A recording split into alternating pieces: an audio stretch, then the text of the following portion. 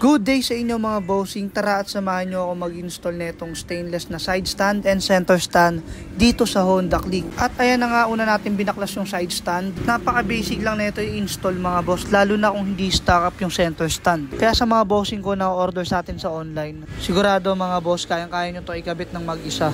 So ayan, after natin ikabit yung side stand, syempre kailangan natin i-check yung play neto kung maayos ba. Pati na rin yung kill switch neto kung gumagana ba.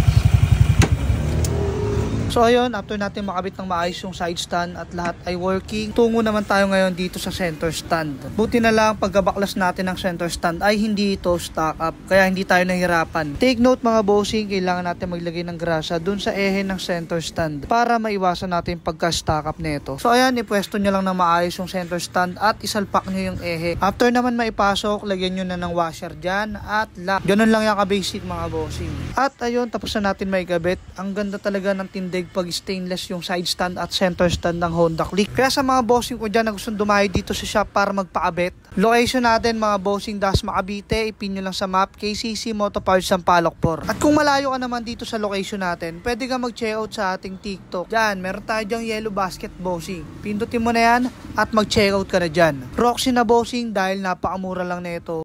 Sa halagang 2,600, meron ka ng stainless na side stand and center stand.